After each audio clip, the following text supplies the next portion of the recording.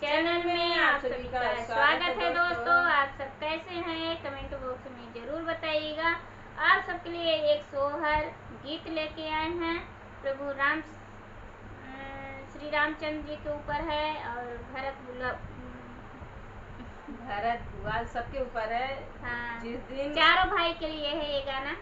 जिस दिन राम जी पैदा हुए थे उस दिन सब पैदा हुए थे, राम लक्ष्मण भरत शत्रुघ्न सब लोग।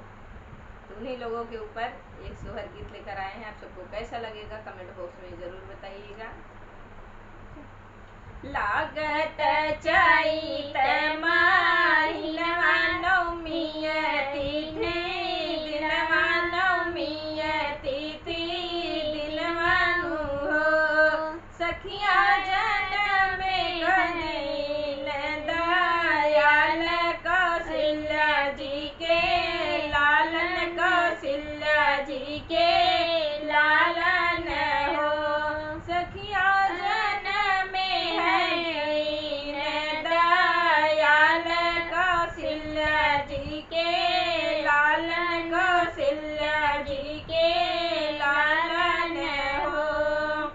केकरा के जन्म है राम तो के करा के लक्ष्मण, तो के करा के लक्ष्मण हो, सखिया के करा के भरत भुआल महल होइए, सोहर महल होइए सोहर हो, सखिया के करा के भरत भुआल महलिया होइए, सोहर महलिया होइए सोहर हो।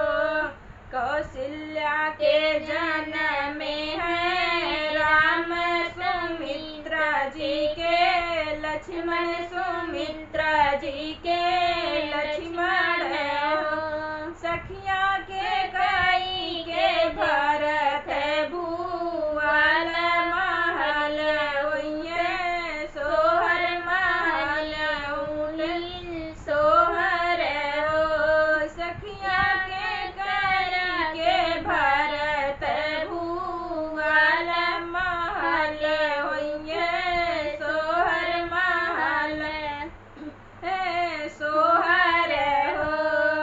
रघुकुल के होई है नायक संताई सुख दायक, संताई सुख दायक हो, सखिया कर में सोहे धनुआ सहायक, तो सब विधि लायक, तो सब विधि लायक हो, सखिया कर में सोहे धनुआ सहायक, तो सब विधि लायक, तो सब विधि लायक हो।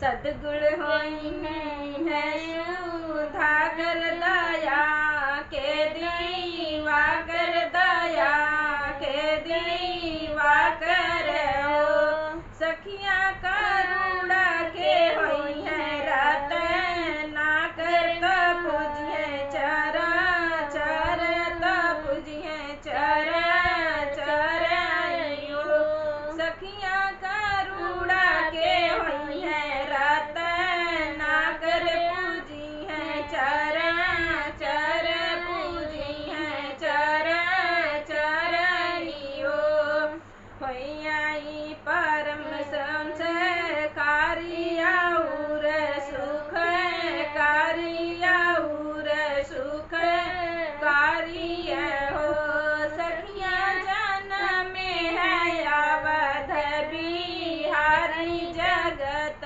हित कारी, जगत हित कारी हो, सखिया जन्म है अवध बिहारी जगत हित कारी, जगत हित कारी हो। हमारा सोहर गीत आप सबको कैसा लगा कमेंट बॉक्स में जरूर बताइएगा। छोटा सा है, प्यारा सा है, आप सब फुल वॉच करके ही देखिएगा। मिलते हैं नए गाने साथ नेक्स्ट वीडियो में, तब तक के लिए धन्यवाद।